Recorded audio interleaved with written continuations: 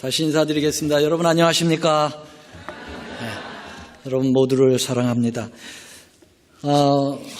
이번 주는 제가 보기에 우리 찬양 대원들이 대거 지금 출타 중이십니다. 그래서 아마 찬양대가 쉬면서 이렇게 또 클라리넷 독주로 하나님께 영광을 돌리는, 그리고 우리는 곁에서 은혜를 누리는 그러한 축복을 받게 되어서 감사합니다. 오늘은 특별히 이렇게 예배를 위하여 수고하시는 분들을 위해서 조금 감사를 드릴 마음이 있습니다.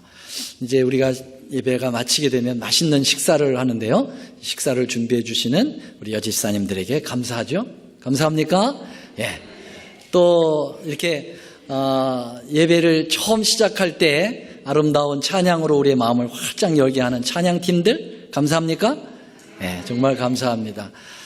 또 이렇게 아름답게 꽃을 만들어준 자매에게 감사합니까? 예, 또 감사합니다. 또 헌금을 위하여 또 봉사하시는 우리 집사님들, 사회를 보시는 장로님 감사합니까? 네, 감사합니다. 우리 하나님께서 이 귀한 분들에게 축복을 많이 주시기를 바랍니다.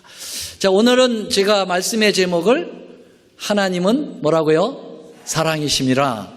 영어로는 God is love. 네, 제가 주보에는 영어로 했고 여기 화면에는 한글말로 띄웠습니다. God is love. 좋은 말입니까? 네, 굉장히 좋은 말이죠. 어디에 나오는 말씀입니까? 요한일서 4장 8절로 10절에 나오는 말씀입니다. 이 말씀 우리 함께 입을 모아서 여러분 함께 낭독해 주시면 고맙겠습니다. 시작. 사랑하지 아니하는 자는 하나님을 알지 못하나니 이는 하나님은 사랑이심이라. 하나님의 사랑이 우리에게 이렇게 나타난 바 되었으니 하나님이 자기의 독생자를 세상에 보내심은 저로 말미암아 우리를 살리려 하심이니라. 사랑은 여기 있으니 우리가 하나님을 사랑한 것이 아니요 오직 하나님이 우리를 사랑하사 우리 죄를 위하여 화목제로 그 아들을 보내셨음이니라. 아멘. 지난주에는 서로 사랑하라라고 하는 말씀의 제목으로 이 성경절을 본문으로 동시에 삼았습니다. 물론 7절을 더 첨가시켰고요, 11절을 더 첨가시켰습니다. 그래서 지난주에 이 말씀의 초점은 우리 인간들이 서로 사랑하는 사랑에 초점을 맞췄다고 하면, 오늘은 7절을 빼고 11절을 빼면서 하나님은 사랑이심이라고 하는 이 하나님 사랑에 우리가 초점을 맞춰 말씀을 드리려고 하는 것입니다. 혹시 여러분 이 책을 읽어보셨나요? 영웅 소방관 누가 쓰신 거예요? 한혜영 작가님이 쓰신 책입니다. 저도 이 책을 사서 아주 굉장히 감동 있게 읽었습니다. 분량이 많지 않아서 한 30분에서 1시간이면 충분히 다 완독할 수가 있는데요. 제가 이 책을 읽으면서 이 책의 내용이 소방관 아빠를 둔 한 가정의 이야기입니다. 근데 불에 타 죽을 뻔한 아이를 이 소방관이 구출하다가 아이는 살리고 본인은 엄청난 화상의 얼굴을 입고 그것으로 인해서 가정의 갈등이 시작이 되죠. 그래서 이 아름다운 이 소방관 이야기는 처음부터 끝까지 사랑이 가득 담긴 이야기이기 때문에 제가 오늘 이 책을 소개를 하려고 하는 겁니다. 첫 번째로는 아름다운 소방관의 희생적 사랑 이야기가 나와 있어요. 자기는 화상을 당하고 아이는 살려내는 희생적 사랑 얘기. 두 번째로는 그 얼굴의 화상으로 인해서 한 집에 함께 살지 못하고 멀리 떨어져서 자녀를 멀찌감치해서 사랑하는 끔찍한 아버지가 자식을 사랑하는 사랑 얘기가 나와 있습니다. 그리고 세 번째로는 부부간에 서로 그리워하면서 나누는 아름다운 숭고한 부부사랑 얘기가 나와 있습니다. 이 책은 신앙 동화가 아니기 때문에 하나님의 이름은 한 곳에도 언급되고 있지 않아요. 그러나 그 내용은 예수님의 사랑을 많이 느낄 수 있게 하는 이야기라고 생각됩니다. 아마도 작가가 크리스찬이기 때문에 그걸 염두에 두지 않았겠나, 저는 독자로서 생각을 해봤어요. 저는 제 나름대로 이 책의 사랑 이야기를 하나님의 사랑으로 대비해 보았습니다. 첫째, 소방관 자기는 희생하고 아이를 살리는 모습은 예수님께서 십자가에서 자신은 희생하고 우리를 살려내시는 그러한 모습이 대비되었습니다. 두 번째로, 아들을 향한 아버지의 일방적인 사랑은 우리 인류를 향한 우리 하나님의 one side love, 아주 한편서의 강력한 더 큰 사랑으로 대비되었다고 그렇게 볼 수가 있겠습니다. 세 번째로는 소방관 부부의 사랑은 영적인 신랑이신 예수님께서 영적인 신부인 그 우리와 함께 나누시는 애틋한 그런 사랑 얘기가 여기에 숨어 있지 않나 그렇게 생각을 합니다. God is 뭐라고요? God is love라고 하는 것, 정말 좋은 이야기입니다. 이런 하나님의 사랑 얘기를 우리는 동화에서 엿보았는데요. 이왕 동화 얘기가 나왔기 때문에 제가 동화 얘기 하나를 더 하면서 말씀을 도입하겠습니다. 여러분, 이솝 이야기 가운데 거북이와 토끼 얘기 하세요? 거북이와 토끼하고 경주해가지고 누가 이겼어요? 거북이가 이겼어요.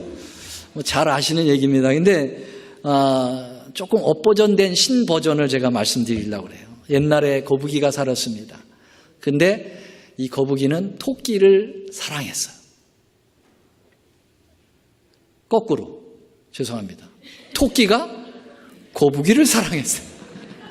여러분들이 좋으나 안 좋으나 제가 보시느라고 그런 거예요. 토끼가 누굴 사랑했다고요?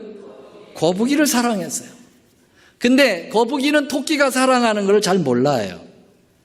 눈치채지 못하게 사랑을 하는 거예요. 그런데 토끼에는 한 가지 아픔이 있어요. 그건 뭐냐면 자기가 사랑하는 거북이가 늘 걸음이 늦다고 하는 것에 대한 너무 자기를 학대하는 모습을 보면서 토끼가 가슴이 아픈 거예요. 그래서 토끼는 거북이에게 자신감을 불러주기 위하여 경기를 요청했어요. 야, 토끼야, 거북아, 한번 우리 경주 한번 해볼래? 이때 따라서 거북이가 어떻게 의욕이 생겼는지, 그래, 해보자. 지문지더라도 한번 해보자. 그래서 경기가 시작됐어요. 순식간에 토끼는 저 먼저 달려나가죠. 근데 토끼가 한참 가다 뒤를 돌아보니까 거북이가 못 쫓아오는 거예요. 그래서 토끼는 어떡합니까? 그 자리에 멈춰서 자는 척했어요. 그냥 기다리다가는 거북이의 그 자존심을 건드리니까 자는 척했어요. 그래서 자기의 생각에는 거북이가 와서 자기를 깨워가지고 함께 손을 잡고 꼬링하는 것을 염두에 두고 한 겁니다. 그래서 토끼가 잔 거예요, 원래는. 그래가지고 이 거북이가 토끼 앞에 왔는데 거북이가 토끼 안 깨우고 지가 먼저 가가지고 1등을 한 거예요. 그래서 거북이는 이 토끼는 거북이를 사랑하기 때문에 이 거북이가 1등을 해서 좋아하는 모습을 보고 좋아했다, 그런 얘기입니다. 어때요? 이 토끼 사랑 정말 사랑스럽죠? 이런 사랑을 누가 줬을까요? 이렇게 질문하면 애들은 다 하나님이요 이렇게 얘기하는데 여러분들 역시 어른이라 대답을 안 하시는 거예요. 이 토끼에게 사랑을 누가 주셨어요? 하나님이 주셨어요. 그래서 God is love입니다. 하나님의 성품은 대표적인 많은 성품들이 있죠. 하나님의 성품, 좋은 것은 다 하나님 성품이에요. 그렇죠? 나쁜 건 다 누구 성품이에요? 다 마귀 성품이에요. 다 좋은 건 하나님의 성품입니다. 근데 하나님의 성품 중에 가장 대표적인 성품이 뭘까요? 사랑입니다. 이 하나님에 대한 표현을 이렇게 시편 기자는 얘기했어요. 144편 2절에 보면 여호와는 나의 인자요, 나의 요새요, 나의 산성이요, 건지시는 자요, 방패요, 피난처요, 내 백성을 복종케 하는 자요, 이렇게 하나님에 대한 이야기들을 쫙 늘어놨습니다마는 이런 표현들에 비하면 비하여 사랑은 참으로 가장 큰 하나님의 성품입니다. God is love라는 말은 하나님은 사랑 그 자체라고 하는 말이죠. 하나님은 사랑 같은 분입니다. 아니면 하나님은 사랑이 많으신 분입니다. 하나님은 사랑스러우신 분입니다. 이런 표현들은 다 불완전한 표현이라고 생각합니다. 하나님의 존재 자체가 사랑이라는 거죠. 모든 사랑이 하나님이라는 거죠. 그래서 하나님하고 사랑은 서로 니코로 되는 거예요. 동시에 같은 거죠. 그래서 하나님을 모르면 뭘 모르는 거예요? 사랑을 모르는 거고, 사랑을 모르는 것은 하나님을 모르는 것입니다. 그런데 여러분, 하나님을 안 믿으면서도 사랑하는 사람들이 있어요, 없어요? 그거 어떻게 된 겁니까? 하나님을 모르면 사랑을 모르어야 되는데 하나님 모르고도 사랑을 하죠. 남녀 간의 애틋한 사랑을 해요. 예수 안 믿는 사람들 우리보다 더 사랑해요. 예. 그리고 친구 간의 우정적인 사랑 더 해요. 형제 간의 사랑도 사랑해요. 지난주에 그 사랑의 그 단어들이 다 따로 있다고 그랬죠. 헬라어에는. 예. 그 남녀 간의, 부부 간의 사랑을 무슨 사랑? 에로스. 그 다음에 친구 간의 우정적 사랑은 뭐예요? 필로스, 필로와. 그 다음에 형제 간의 사랑을 스토로게. 이런 사랑들이 있어요. 근데 이런 사랑들은 하나님 안 믿어도 할 수 있잖아요. 그런데 그들이 하나님을 안 믿었더라 하더라도 하나님께서 그들의 마음 속에, 인간의 심령 속에 사람을 사랑할 수 있도록 집어넣으셨기 때문에 그런 에로스도 할 수 있고 필로스도 할 수 있다고 저는 생각합니다. 여기 요한복음 21장에 보면은 지난주에도 잠깐 소개해드렸던 이 베드로를 3번 부인한 것을 회복시켜주기 위하여 예수님께서 이 디베랴 바닷가에 나타나셔가지고 베드로에게 3번 내가 나를 사랑하느냐라고 질문을 던지고 베드로는 제가 주님 사랑하는 줄 주께서 아십니다라고 3번 대답을 하면서 회복을 시켜줬죠. 근데 우리가 잘 아는 건지만은 이 내가 날 사랑하느냐라고 하는 예수님의 질문에 사랑의 종류가 있어요. 첫 번째, 내가 나를 아가페 하느냐. 하나님이 절대적으로 사랑하는 이 사랑, 하나님이 가지고 있는 가장 독특한 사랑이 이제 이 아가페 사랑인데, 이 아가페는 조건이 없는 무조건적 사랑이라고 그랬죠. 이 아가페로 물어봤어요. 내가 나를 아가페적으로 사랑하느냐? 그랬더니 베드로가 네, 제가 주님을 아가페로 사랑하는 것을 주께서 아십니다. 이렇게 대답했습니까? 네, 필로스로 대답했죠. 제가 어떻게 절대적으로 주님이 저를 사랑하듯이 제가 주님을 어떻게 그렇게 절대적으로 사랑하나요? 저는 필로스로 주님을 사랑합니다. 많이 겸손해진 거죠. 여러분, 예수님 십자가에 가기 직전에 베드로가 이 사람들 모두가 다 주를 버릴지라도 나는 주님을 따를 거라고 할 때 그 마음은 아마 아가페적 사랑으로 표현했을지 몰라요. 그런데 여기서는 지금 회개했기 때문에 아주 겸손해졌어요. 제가 어떻게 그런 사랑을 할 수 있나요? 부족한 사람이. 근데 예수님이 두 번째 질문하실 때에도 똑같이 내가 나를 아가페적으로 사랑하느냐라고 똑같이 질문했어요. 그때 베드로가 뭐라고 또 대답했을까요? 주님, 제가 필로스로 주님을 사랑합니다. 또 대답을 했죠. 그랬더니 예수님께서 한 발 양보하셔가지고 3번째 내가 나를 사랑하냐 할 때 네가 나를 필리아 하느냐 그렇게 바꿔주셨어요. 베드로가 마음이 편해졌죠. 그래서 제가 주님을 필리아 합니다. 이렇게 얘기했어요. 예수님은 2번 아가페를 표현했고 1번 필리아로 얘기했고 베드로는 3번 다 필리아로 얘기했습니다.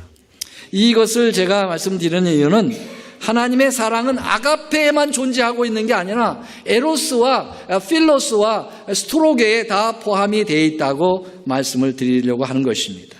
그런데 오늘 본문에서 말씀하고 있는 God is love는 여러분 네 사랑 중에서 어떤 사랑일까요? 하나님은 사랑이시라 할 때 에로스입니까? 필로스입니까? 스토로게입니까? 아가페입니까? 아가페로 나와 있어요. 아가페. 하나님은 아가페이시니라 이 말입니다. 이 아가페의 사랑은 하나님에게 속한 사랑의 대표적인 사랑입니다. 이 아가페 사랑을 요한은 여기서 구체적으로 설명하기를 원해요. 그냥 피상적인 아가페 사랑을 피상적으로 얘기하고 싶지 않아요. 그래서 그는 이렇게 구체적으로 얘기합니다. 하나님의 사랑이 9절입니다. 우리에게 이렇게 나타나만 되었으니 하나님이 자기의 독생자를 세상에 보내심은, 이게 아가페라는 겁니다. 아가페는 어떤 아가페냐? 하나님이 하나밖에 없는 아들 예수를 이 땅에 보내셨다라는 것이에요. 그래서 좀 더 구체적으로 10절에 보면 노란 글씨만 함께 좀 읽어보겠습니다. 시작. 사랑은 여기 있으니, 그러니까 아가페는 여기 있으니, 시작. 우리가 하나님을 사랑한 것 아니요 오직 하나님이 우리를 사랑한 것이다. 이 말은 다른 말로 표현하면은요, 하나님이 우리보다 먼저 우리를 사랑했다. 그리고 우리는 그 뒤를 사랑했다. 이게 요한일서 4장 19절 뒷부분에 그걸 다시 한번 컨펌합니다.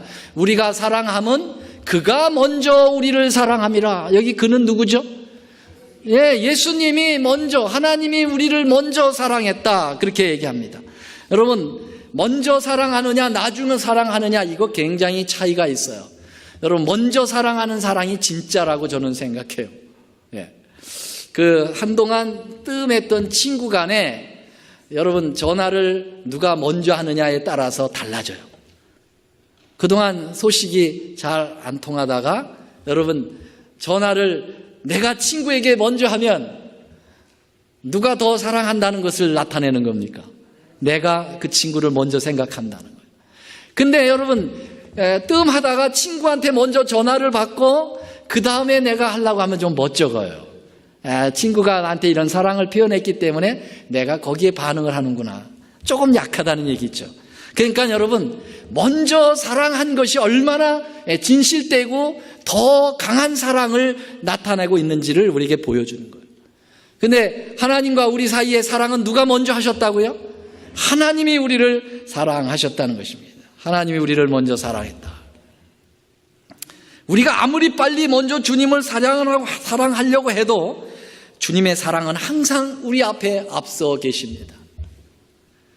하나님은 사랑이시기 때문에 하나님을 사랑하려는 마음을 먹을 때 하나님의 사랑이 우리의 가슴팍에 먼저 와 닿게 된 것입니다. 여러분, 그도 그럴 것이 예수님은 우리에게 내가 널 사랑한다라고 하는 표현을 지금부터 2000년 전에 십자가에 달리셔서 사랑을 표현했으니까, 우리가 태어나기도 전에 내가 널 사랑한다고 했으니까 여러분, 얼마나 먼저 우리를 사랑하시는 강렬한 사랑일까요? 근데 여러분, 사실은 예수님이 십자가에서 죽으시면서 우리에게 사랑을 고백한 시간이 2000년 전일까요? 그 이전이라고 생각합니다. 언제일까요? 요한계시록 13장 8절에 보면은 창세 전에 죽임을 당한 어린 양이라는 표현이 나와요. 여러분, 예수님의 십자가는 언제 계획된 겁니까? 세상이 창조되기 전에 우리를 위하여서 죽겠다고 각오를 하신 거예요. 여러분, 자신의 생명을 내놨다는 것은 어떤 사랑의 표현보다 강렬하지 않을까요? 누가 사랑하지도 않는데 사람의 목숨을 내놓습니까? 예수님이 이 세상이 창조되기 전, 얼마 전인지는 우리는 모르지만 창세 전부터 당신의 생명을 내놓을 각오를 하셨다는 것입니다. 자, 그래서 우리 주님은 이 아가페, God is love라고 하는 사랑을 이렇게 구체적으로 우리에게 표현을 한 거예요. 근데 좀 더 구체적으로, 좀 더 구체적으로 사도 요한은 이것을 이렇게 표현합니다. 사랑은 여기 있으니 우리가 하나님을 사랑한 것이 아니요 오직 하나님이 우리를 사랑하사, 그 다음입니다. 우리 한번 같이 읽어보겠습니다. 시작. 우리 죄를 위하여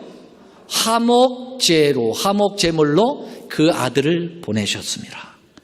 자, 예수님이 십자가에 달리신 것은, 그것을 갖다가 성서적 표현으로 사도 요한은 화목제라고 얘기했어요. 화목제. 이 번역이 이거는 조금 약한데요. 아까 강대수 장로님이 읽으셨던 그 본문 화목제물이 되셨느니라, 그게 더 좋습니다. 화목제물로 아들을 보내셨다는 것입니다.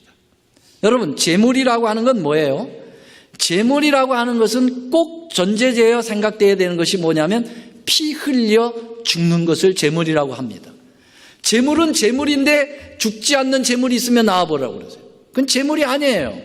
여러분, 제물이라는 것은 꼭 생명을 없애가지고 거기서 희생을 시켜서 드리는 게 제물이에요.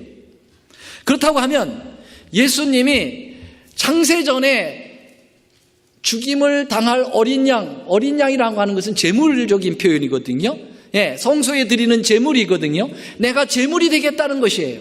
다시 말하면 창세전에 이미 내가 인류를 위해서 제물이 정말 가혹하게 죽임을 당하는 피 흘려 죽임을 당하는 제물이 되겠다고 하는 각오를 폈다고 하는 것이죠. 여러분, 화목제물이라는 말은 이게 쉬운 말이 아닙니다. 이거 우리가 화목제물 쉽게 얘기하지만은 사실은 이걸 본질적으로 깊이 생각해 보면 화목제물이 된다는 것은 비참하게 죽는 것을 이야기하는 거예요. 자, 이 화목제물에 대해서 조금 더 우리가 연구해 볼 필요가 있습니다. 로마서 3장 25절에 사도 바울은 예수님을 화목제물로 이렇게 표현하셨습니다. 이 예수를 하나님이 그의 피로 인하여 믿음으로 말미암는 뭘로 세우셨다고요?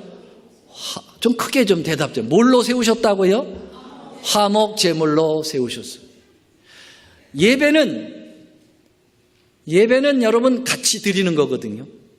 맞습니까? 이게 하나님 앞에 설교하는 사람만 예배 드립니까?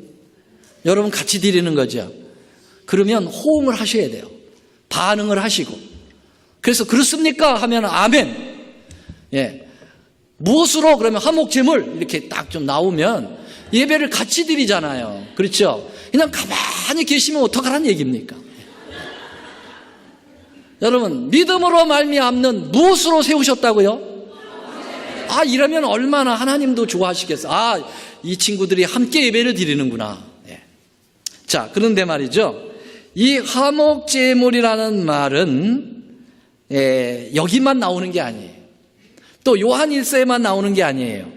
또 어디에 나오느냐 하면은요, 히브리서에 나오는데요. 이 화목제물, 여기에 나오는 로마서 3장 25절의 화목제물은요, 헬라어로 좀 길어요. 죄송하지만 힐라스테레이온이라고 하는 말이에요. 따라서 한번 해볼까요? 여기까지만 시작. 힐라스테레온. 힐라스테레온 붙여서 힐라스테레온이라는 말이에요. 뭐 잃어버려도 괜찮아요. 그런데 이 말을 얘기할 수밖에 없는 게 왜 그러냐면 성경에 이 힐라스테레온을 화목제물하고 또 한 곳에서 딱 2번 나오거든요. 근데 그게 어디에 나오느냐면 히브리 9장 5절에서 나와요. 그 위에 무엇을 덮는? 속죄소를 덮는 영광의 그룹들이 있으니, 여러분, 요 속죄소라는 말이 로마서에서는 힐라스테리온이고, 속죄소라고 여기서는 힐라스테리온이 속죄소로 표현됐어요. 로마서에서는 화목제물로 표현되고 여기서는 속죄소로 표현되어 있습니다. 그럼 화목제물이 누구라고 그랬습니까? 예수님이에요. 그러면 속죄소가 누구라는 얘기입니까? 예수님이라는 거예요. 예수님이 속죄소가 되셨다는 겁니다. 그러면 화목제물과 속죄소가 어떤 연관을 갖게 되느냐? 이거 굉장히 중요한 겁니다. 사도 요한이 이것을 염두에 두고 분명히 말씀하셨을 거예요. 자, 여기 나오는 속죄소 모습입니다. 여기 속죄소라는 것은 성소에 지성소가 있고요. 그 지성소에 가장 중요한 법궤가 있고요. 법궤 안에는 법을 들어있는 2돌비가 들어있지 않습니까? 그리고 그 법궤의 뚜껑을 덮는 그 뚜껑이 바로 뭐라고 했어요? 요게 속죄소라는 말입니다. 다른 말로 시은서, 또 다른 말로 시은좌, 이 3가지의 우리 한국말로 번역이 되어 있어요. 속죄소, 시은좌, 시은소 다 같은 말입니다. 다 예수님을 가리키는 거예요. 자, 그러면 왜 이게 화목제물하고 관계가 있는가? 여기 보면 이 속죄소 법궤 뚜껑 밑에는 뭐가 있을까요? 법궤 뚜껑에는 밑에는 뭐가 있어요? 여기 십계명이 있잖아요. 십계명이 그 법궤에 이렇게 담겨져 있잖아요. 그리고 뚜껑으로 덮었으니까 이 뚜껑인 시은소, 속죄소 밑에는 법궤가 있는 거죠. 맞습니까? 자, 그러면 여러분, 이 법궤는 하나님의 십계명이 있어요. 율법입니다. 율법은 어떤 기능을 가지고 있을까요? 율법은 다양한 기능을 가지고 있습니다. 재밌게도요. 율법은 죄를 방어하는 울타리 역할도 해주고요. 또 죄를 지으면 내가 어디에 죄를 졌나 하는 거울과 역할도 해주고요. 또 신앙의 질서를 잡아주는 좋은 그런 역할을 율법이 하죠. 그래서 사도 바울은 로마서 7장에서 율법은 거룩하고 아주 좋은 거라고 얘기했어요. 그렇죠. 그런데 또 한편에는 율법을 원수된 거라고 표현할 때가 되거든요. 그건 왜냐하면 율법의 기능 가운데 좀 우리에게는 별로, 죄인에게는 별로 안 좋은 게 있어요. 그게 바로 뭐냐면 정죄의 기능이 있다는 겁니다. 율법에는 무슨 기능도 있다고요? 정죄하는 기회가 있다는 거예요. 죄송합니다. 제가 한 예를 들겠습니다. 우리 이용무 선생님, 운전하고 가다가 오버스피드 낸 적 있어요, 없어요? 있잖아요. 그렇죠? 그래서 티켓을 발부받은 적 있죠? 다 있을 거예요. 여러분, 곧 교통법규라는 건 좋은 겁니까? 나쁜 겁니까? 좋은 거예요. 교통법규 없으면은요, 교통 질서가 안 잡혀요. 그렇죠? 예, 좋은 겁니다. 그런데 딱 내가 교통법규를 어기면 그 교통법규가, 그렇게 좋던 교통법규가 나를 딱 정지하고 드는 거예요. 그렇지 않아요? 오버스피드를 딱 내는 순간 교통이 쫓아와가지고 교통법규에 준해가지고 티켓을 발부한단 말이에요. 그러니까 법이라고 하는 것은 이중성이 있어요. 죄를 짓기 전에는 아주 질서 있고 참 좋은 거예요. 그런데 딱 죄를 짓고 나면은 우리를 탁 정지하고 든다는 거예요, 이 법이요. 맞습니까? 근데 우리는 다 죄인입니까? 아닙니까? 죄인 아닌 사람 손 들어봐. 그런 사람은 거짓말 하는 거라고 얘기했어요. 죄인 아닌 사람 아무도 없어요. 다 죄인입니다. 저도 죄인이고 다 죄인이에요. 그렇기 때문에 우리는 율법의 정죄를 받아야 안 받아요? 받죠. 율법의 정죄의 끝은 뭡니까? 죄의 싹은? 무서운 거예요. 돈 얼마 티켓 비 내는 것으로 끝나는 게 아니에요. 뭘 내놔야 돼요? 생명을 내놔야 돼요. 대단한 겁니다. 여러분, 이거 해결 안 되면 하늘나라 못 가요. 생명을 내놔야, 생명을 내놔야 돼. 근데 우리 생명은 몇 개밖에 없어요. 하나밖에 없기 때문에 내 가지고 죄의 그 값을 다 갚아버리면 남는 게 없잖아요. 그러니까 우리 스스로는 죄값을 갚는다, 못 갚는다? 못 갚아. 그래서 누군가 그 죄를, 정죄를 하는 것을 갖다가 커버를 해줘야 돼요. 근데 여기 십계명에 여기 보면은 법궤에, 이 법궤 밑에서 율법이 죄를 지은 인간을 향하여 정죄의 기능을 막 치고 올라온단 말이죠. 그때 그 법의 정죄의 요구를 딱 커버하는 존재가 있어요. 커버하는 게 있어요. 그게 바로 뭐라고요? 속죄소란 말이에요. 속죄소는 법의 정죄를 딱 커버한단 말이에요. 그래서 뚜껑이 된 거예요, 뚜껑. 그게 누구라는 겁니까? 그게 예수님이시라는 거죠. 예수님이 우리의 죄를 당신이 딱 커버했다는 거예요. 율법의 정죄를 당신의 몸으로 커버했다는 겁니다. 그래서 여러분, 대속죄일 때 제사장들이 제물의 피를 가져와 가지고 어디다가 뿌릴까요? 어디다 뿌릴까요? 휘장에다 또 뿌리고 어디다 또 뿌려요? 이 속죄소 위에다가 7번을 뿌립니다. 레위기서나 민수기서 이렇게 보면은 그 위에 7번을 피를 뿌리게 돼 있어요. 그 말은 뭐냐면은 예수님의 십자가의 피로 인해서 율법의 정죄에 있는 모든 인류를 커버하겠다는 말입니다. 아멘. 그래서 속죄소가 되는 거예요, 예수님께서. 그래서 화목제물이과 힐라스테올이라고 하는 이 속죄소가 같은 의미로 우리에게 이야기가 되고 있는 거예요. 여러분, 굉장히 중요한 것입니다. 자, 여기 보세요. 부조와 선지자 349쪽에 보면 시간 없어서 좀 더 읽겠습니다. 막 법궤 속에 안치된 하나님의 율법은 의와 심판의 대원칙이었다. 그러니까 정죄한다는 거죠. 그 율법은 위반자에게 사용을 선고한다. 그러나 율법 위에 속죄소가 있었고 그 위에는 하나님의 임재가 나타났으며 거기로부터 뭐가 있어요? 속죄의 공의로 말미암아 회개한 죄인에게 사유하심이 허락되었다. 맞습니까? 맞습니다. 여러분, 참 중요한 것은 여기 이 사랑, 이 덮어서, 엎어가지고, 이 커버해가지고 사랑하는 것으로 끝나는 게 아니에요. 여러분, 이렇게 덮을 때 어떻게 이루어지는가? 하나님의 사랑이 어떻게 이 공의에, 이 율법에 비춰서 하자가 없어야 돼요. 그래서 그냥 덮는 것으로 끝나면 안 되는 겁니다. 여러분, 흔히 우리가 이렇게 사랑을 표현할 때, 겉으로 표현할 때 어떻게 겉으로 표현하는 것을 주로 그 텔레비전이라든지 이렇게 방송에서 보면은 지극한 사랑을 표현하는 장면이 어떤 장면이에요? 여러분들 그냥 뽀뽀하는 장면만 생각했죠? 뽀뽀하는 거 말고 어떻게 하는 것이 지극한 사랑을 표현하고 있어요? 상대방을 글쎄 어떻게 표현하고 있어요? 제가 이렇게 했잖아, 이렇게. 이게 뭐예요? 덮어주는 거. 그렇죠?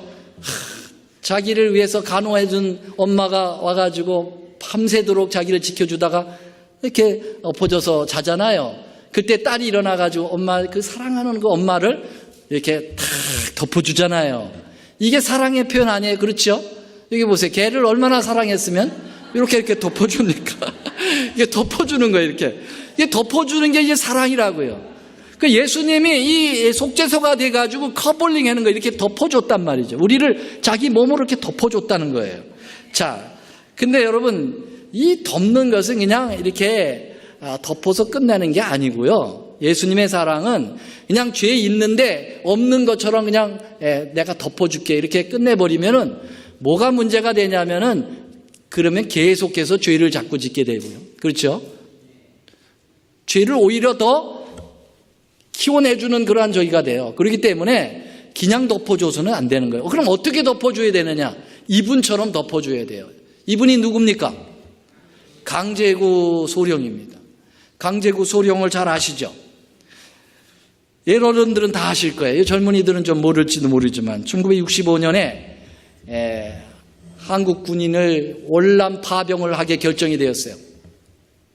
그때 맹호부대 1개 사단을 파병하는데 맹호부대 제1연대 10중대장이 누구냐면은 강제구 소령이었다는 거죠. 원래 대위였어요. 근데 이제 얼마 안 있어서 월남으로 이제 파병을 해야 되는데 마지막 수류탄 투척 훈련을 하는 거죠.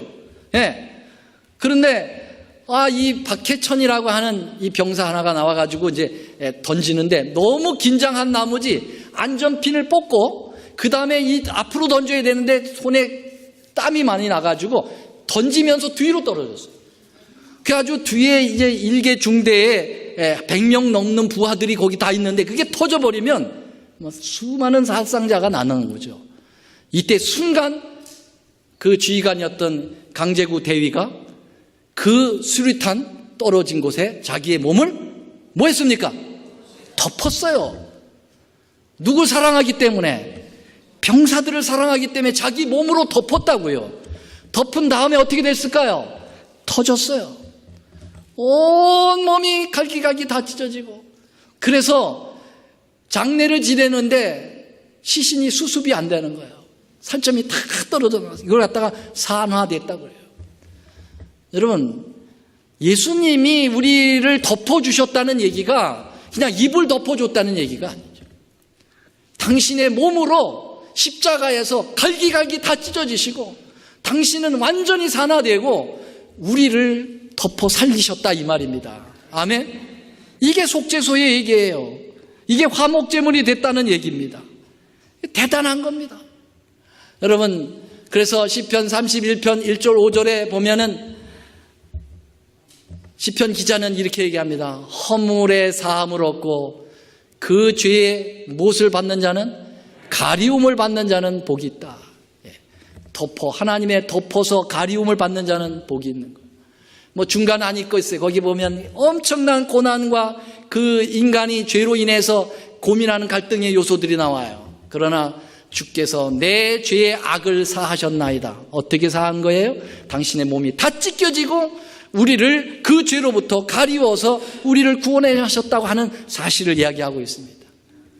여기 베드로전서 4장 8절에도 다 같이 한번 읽어보겠습니다. 시작. 무엇보다도 열심으로 서로 사랑할지니 사랑은 허다한 죄를 뭐 하느니라? 덮는다. 여러분, 사도 요한이 요한일서 4장 8절에 하나님은 사랑이심이라 할 때 그 사랑을 쉽게 읽어서는 안 돼요.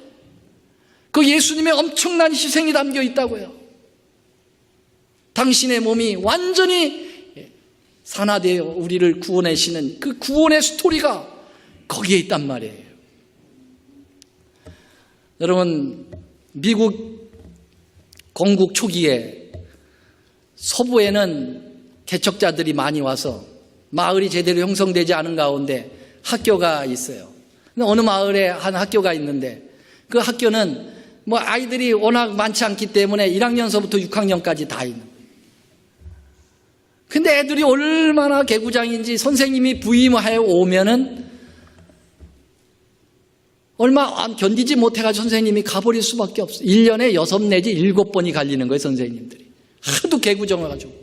근데 그 중에 하나가 있는데, 이거 빅존이라고 하는 친구가 있는데, 이 친구는 나이가 19인데 국민학교 6학년을 다니는 거예요.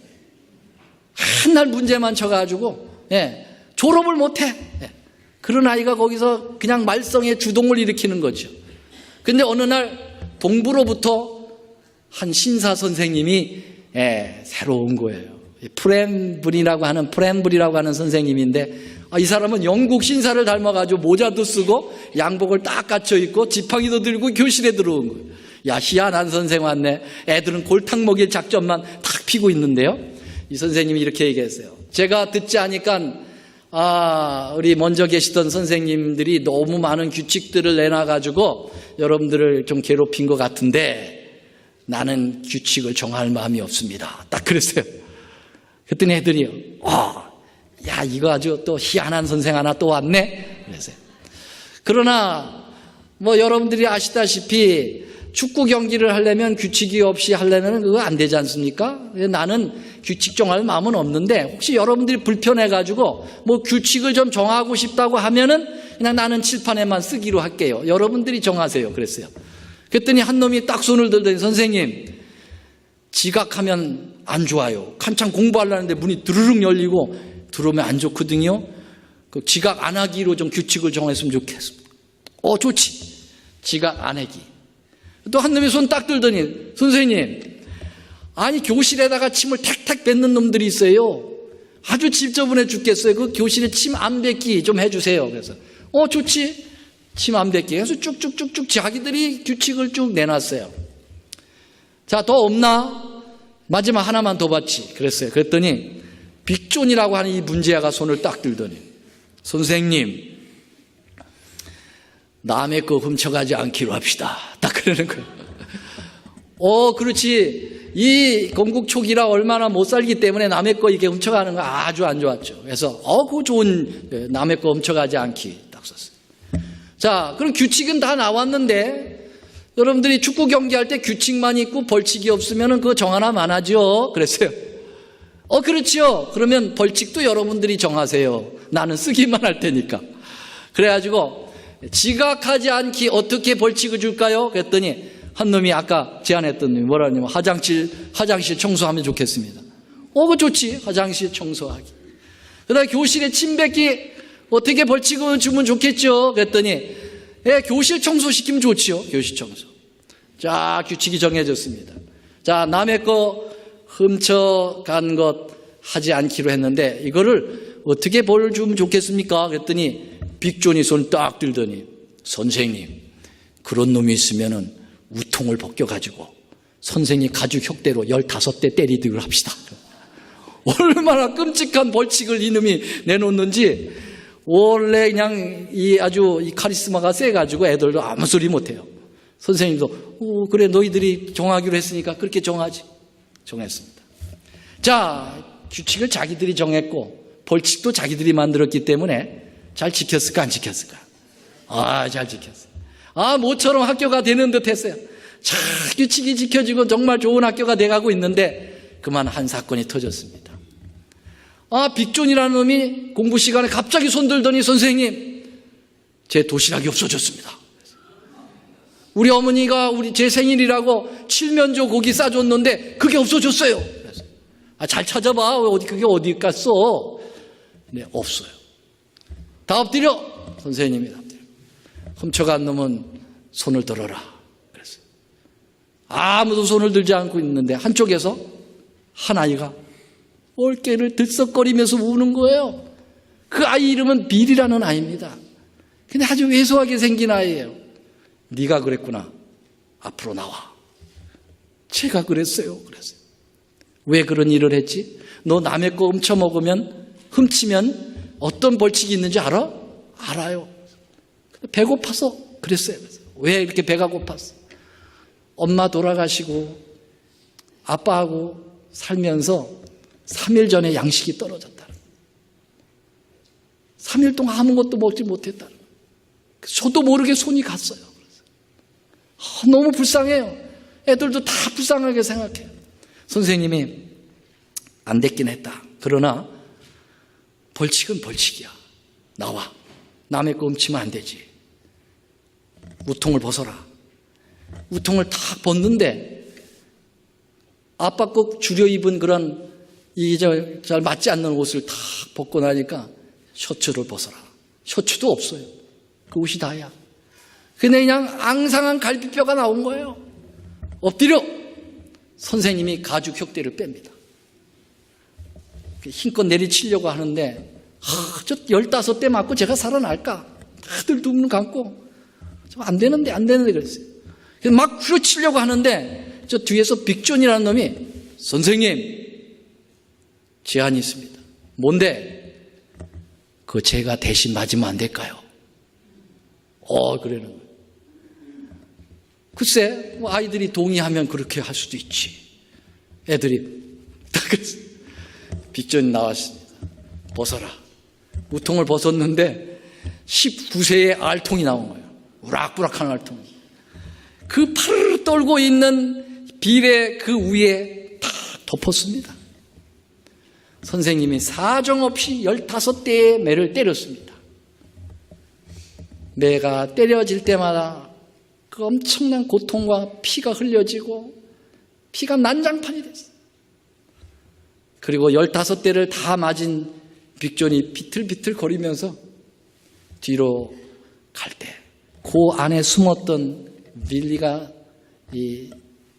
일어나가지고 그 빅존의 뒤에 가서 탁 끼안으면서 존, 난 너를 영원히 사랑할 거야. 그랬어요. 이게 바로 예수님이 우리를 사랑하신 겁니다. 감당할 수 없는 죄를 저질러 놓고 어떻게 할 바를 알지 못하는 이 빌과 같은 우리를 거대한 예수님께서 당신이 맞아주신 것입니다. 그래서 우리는 살아날 수 있는 거죠. 이게 바로 한목제물이에요. 속죄소대인 힐라스테온의 예수님, God is love인 것입니다. 아멘. 여러분, 이 사랑을 우리가 지금 간직하고 사는 겁니다. 이런 사랑을 받은 것입니다, 우리가. 그러므로 우리 주님 사랑해야 되지 않을까요? 그리고 우리 서로 사랑해야 될 것입니다. 말씀 마치겠습니다. 사랑의 우리 아버지, 하나님은 사랑이십니다. 그 사랑은 구체적으로 표현된 사랑입니다. 오늘 말씀해 주셨듯이 우리를 살리시기 위하여 화목 제물이 되시고 속죄소가 되어 우리를 영원한 구원으로 이루어주신 위대한 사랑이십니다. 우리는 그 사랑 받고 삽니다. 너무너무 감사합니다. 하나님이 사랑이 아니고 악이었다면 어떻게 할 뻔했습니까? 하나님이 사랑이시기에 얼마나 감사한지요. 우리가 이 엄청난 죄를 날마다 밥 먹듯이 짓고 살아도 그 사랑이 우리 곁에서 떠나지 않음에 대하여 감사합니다. 그 사랑 우리 표현하게 살고 또 예수님 사랑하듯이 우리 서로 사랑하게 하고, 그래서 주님께서 마련하신 그 아름다운 천국에서 그 사랑 마음껏 구가하며 사는 우리 모두가 되도록 축복하옵시기를 우리 구주 예수님의 이름으로 간절히 축원하옵나이다. 아멘.